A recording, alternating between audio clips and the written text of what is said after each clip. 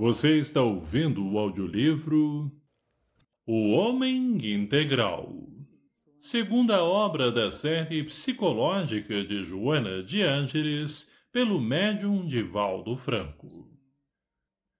5.3 Doenças físicas e mentais. A expressiva soma de enfermidades físicas e mentais atesta que o homem é um ser inacabado. A sua estrutura orgânica aprimorada nos milênios da evolução antropológica ainda padece a fragilidade dos elementos que a constituem. Vulnerável a transformações degenerativas, é tecido que reveste o psiquismo e que, através dos seus neurônios cerebrais, se exterioriza, afirmando-lhe a preexistência consciencial, independente das moléculas que constituem a aparelhagem material. A consciência, na sua realidade, é fator extrafísico, não produzido pelo cérebro, pois que possui os elementos que se consubstanciam na forma que se lhe torna necessária a exteriorização. Essa energia pensante, preexistente e sobrevivente ao corpo, evolve através das experiências reencarnacionistas que lhe constituem processo de aquisição de conhecimentos e sentimentos até lograr a sabedoria. Como consequência, faz-se herdeira de si mesma, utilizando-se dos recursos que amealha e deve investir para mais avançados logros, etapa a etapa. Em razão disso, podemos repetir que somente há doenças porque há doentes. Isto é, a doença é um efeito de distúrbios profundos no campo da energia pensante ou espírito. As suas resistências ou carências orgânicas resultam dos processos da organização molecular dos equipamentos de que se serve, produzidos pela ação da necessidade pensante. O psicossoma organiza o soma necessário à viagem, breve no tempo, para a individualidade espiritual. As doenças orgânicas se instalam em decorrência das necessidades kármicas que lhes são inerentes, convocando o ser a reflexões e reformulações morais proporcionadoras do reequilíbrio. Nas patologias congênitas, o psicossoma impõe os fatores kármicos modeladores necessários à evolução, sob impositivos que impedem, pelos limites e injunções difíceis, a reincidência no fracasso moral. Assim considerando, à medida que a ciência se equipa e soluciona patologias graves, criando terapias preventivas e proporcionando recursos curativos de valor, surgem novas doenças que passam a constituir-se tremendos desafios. Isto se dá porque a evolução tecnológica e científica da sociedade não se apresenta em igual correspondência o mecanismo de conquistas morais. O homem conquista o exterior e perde-se interiormente. Avança na horizontal do progresso técnico sem o logro da vertical ética. No inevitável conflito que se estabelece, comodidade e prazer, sem harmonia interna nem plenitude, desconecta os centros de equilíbrio e abre-se favoravelmente a agentes agressores novos, aos quais dá vida e que lhe desorganizam os arquipélagos celulares. Outros sim, as tensões, frustrações, vícios, ansiedades, fobias, facultam as distonias psíquicas que são somatizadas aos problemas orgânicos, ou estes e suas sequelas dão surgimento aos tormentos mentais e emocionais. Todo o equipamento para funcionar em harmonia com o ajustamento para as finalidades a que se destina exige perfeita eficiência de todas as peças que o compõem.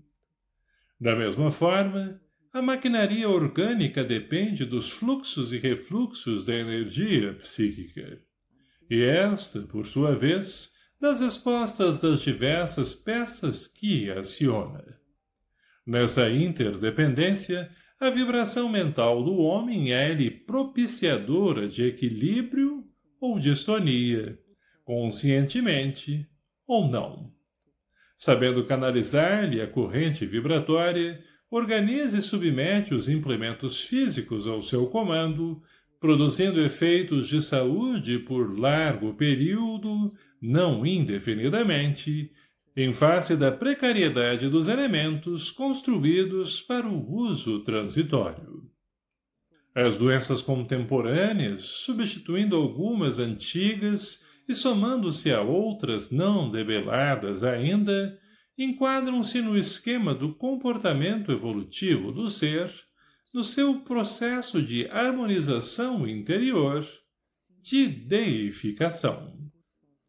Na sua essência, a energia pensante possui os recursos divinos que deve exteriorizar. Para tanto, a semelhança de uma semente, somente quando submetida à germinação, faculta a eclosão dos seus extraordinários elementos, até então adormecidos ou mortos. A morte da forma desata-lhe a vida latente. A mente equilibrada comandará o corpo em harmonia, e, nesse intercâmbio, surgirá a saúde ideal. 5.4 A tragédia do cotidiano. Os conteúdos psicológicos do homem odierno são de aturdimento, instabilidade emocional, insegurança pessoal, levando-o à perda do senso trágico.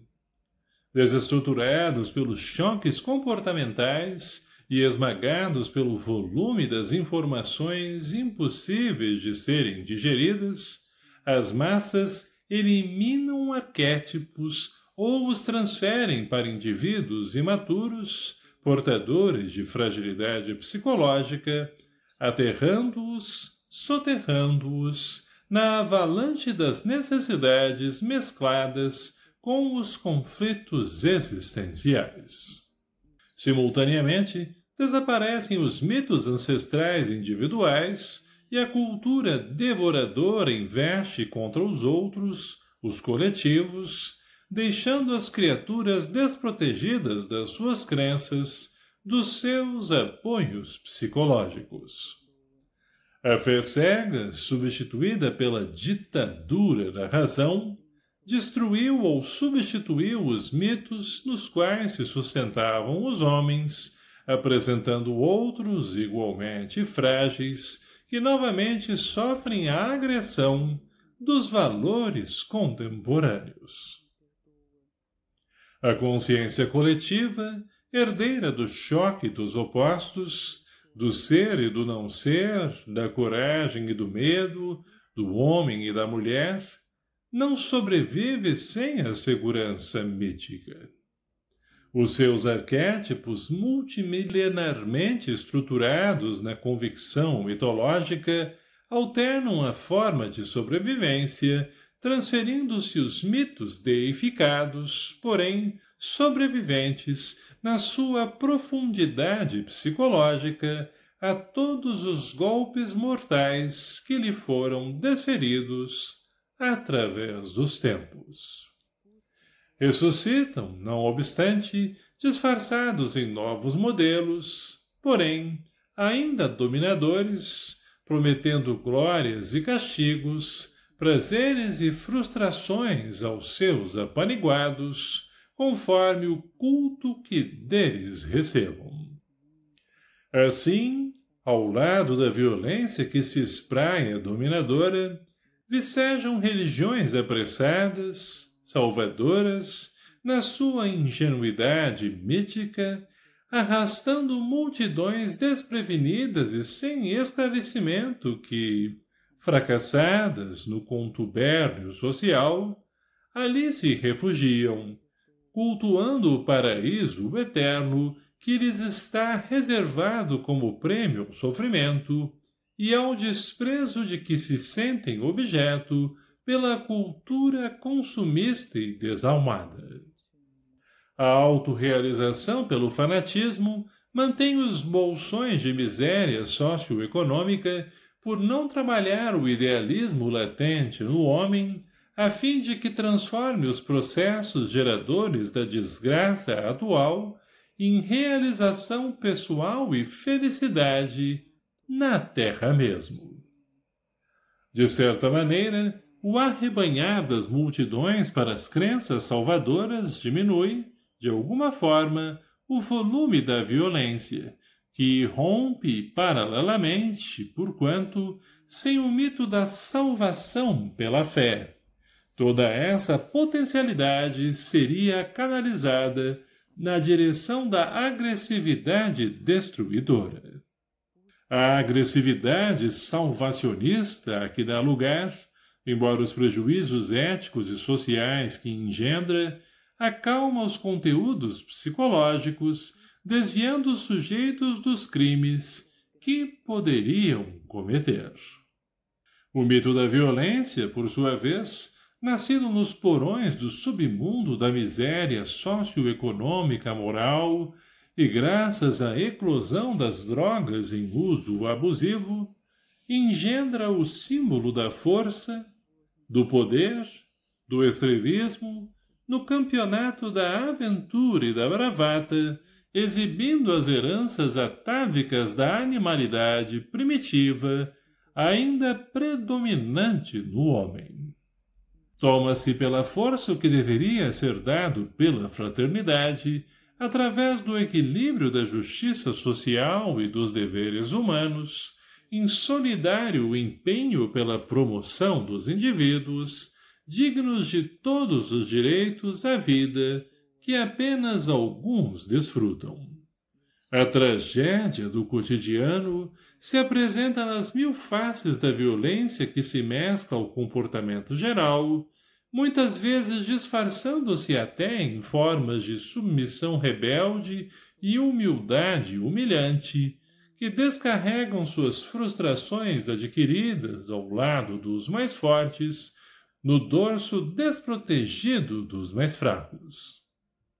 Os conteúdos psicológicos mantenedores do equilíbrio fragmentam-se ao choque do cotidiano agitado e desestruturam o homem que se asselvaja ou foge para a furna sombria da alienação, considerando-se incapaz de enfrentar a convivência difícil do grupo social, igualmente superficial, interesseiro, despreparado para a conjuntura vigente.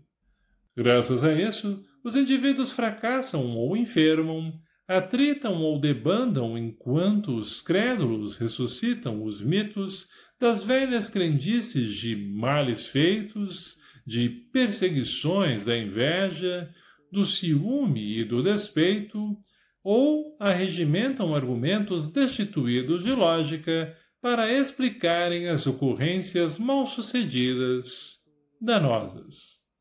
Certamente sucedem tais perseguições. Busca-se o mal-fazer, campeiam as paixões inferiores que são pertinentes ao homem ainda em estágio infantil da sua evolução, sem que seja mal.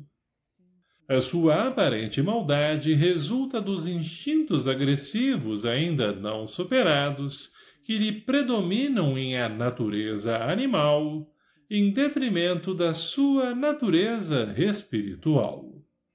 Em toda e qualquer tragédia do cotidiano, ressaltam os componentes psicológicos encarregados da desestruturação do homem nesse processo de individuação para adquirir uma consciência equilibrada, capaz de proporcionar-lhe paz, saúde, realização interior, gerando, no grupo social, o equilíbrio entre os contrários e a satisfação real da convivência não competitiva, no entanto, cooperativa. 5.5 O homem moderno. Buscando enganar a sua realidade mediante a própria fantasia, o homem moderno procura a projeção da imagem sem o apoio da consciência. Evita a reflexão esclarecedora que o pode desalgemar dos problemas e permanece em contínuas tentativas de negar-se, mascarando a sua individualidade. O ego exerce predominância no seu comportamento e estereotipa fantasias que projeta no espelho da imaginação. Irrealizado, porque fugindo do enfrentamento com o seu eu, transfere-se de aspirações e cuidados a cada novidade que depara pelo caminho. Não dispõe de decisão para desmascarar o ego por temer petrificar-se de horror, qual se aquele fosse uma nova medusa que perceu e apenas ele venceu, somente porque a fez contemplar-se no escudo espelhado que lhe dera Atena. Obviamente, esse espelho representa a consciência lúcida, que descobre e separa objetivamente o que é real daquilo que apenas parece. Nesse sentido, o ego, que vive e reincide nos conteúdos inconscientes, necessita de conscientizar-se, desidentificando-se dos seus resíduos emergentes. O homem vive na área das percepções concretas e, ao mesmo tempo, das abstratas. A cultura da arte faz que ele se porte, ora como observador, ora como observado, e ainda o observador que se observa, a fim de poder transformar os complexos ou conflitos inconscientes em conhecimentos que possa conduzir, senhor da sua realidade, dos seus atos. Sua meta é poder sair da agitação na qual se desgoverna para observar-se à distância, evitando sofrimento macerador. A este ato chamaremos a separação necessária entre o sujeito e o objeto, através da qual se observam os acontecimentos sem os sofrer de forma dilacerante, modificando o estado de ânimo angustiante para uma simples expressão do conhecimento, mediante a transferência da realidade que jaz no espírito para o exterior das formas e da emoção. A reflexão constitui um admirável instrumento para o logro, apoiando-se na cultura e na realização artística, social, solidária, que desvela os mananciais de sentimento e de consciência humanos. Jogado em um mundo exterior agressivo, no qual predominam a luta pela sobrevivência do corpo e a manutenção do status, o homem acumula conteúdos psíquicos não descartáveis nem digeríveis, avançando apressado para o estresse, as neuroses, as alienações. Acumula coisas e valores que não pode usar e teme perder, ampliando o campo do querer, mas pelo receio de possuir de forma insuficiente, sem dar-se conta da necessidade de viver bem consigo mesmo, com a família e os amigos, participando das maravilhosas concessões da vida que lhe estão ao alcance.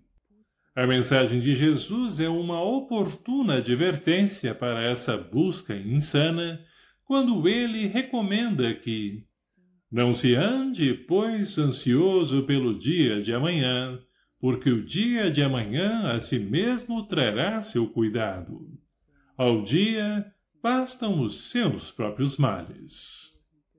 Nota da autora espiritual. Mateus capítulo 6, versículo 34. Comedir-se, agir com sensatez e tranquilidade, confiar nos próprios valores e nas possibilidades latentes são regras que vão ficando esquecidas a prejuízo da harmonia pessoal dos indivíduos. Os interesses competitivos postos em jogo, a aflição por vencer os outros, o sobrepor-se às demais pessoas, desarticularam as propostas da vitória do homem sobre si mesmo, da sua realização interior, da sua harmonia diante dos problemas que enfrenta. As linhas do comportamento alteradas, induzindo ao exterior, devem agora ser revisadas, sugerindo a conduta para o conhecimento dos valores reais, a redescoberta do sentido ético da existência, a busca da sua imortalidade. Quando o homem moderno passar a considerar a própria imortalidade em face da experiência fugaz do soma, empreenderá a viagem planificadora de trabalhar pelos projetos duradouros em detrimento das ilusões temporárias, observando o futuro e vivendo-o desde já, empenhado no programa da sua conscientização espiritual. Nele se esculpirá, então, o modelo da realização em um ser integral, destituído do medo da vida e da morte, da sombra e da luz, do transitório e do permanente, da aparência e da realidade. Abençoado ouvinte do canal, obrigado por nos ouvir. Curta e compartilhe este vídeo para ajudar o nosso trabalho. Que Deus abençoe a todos. Obrigado.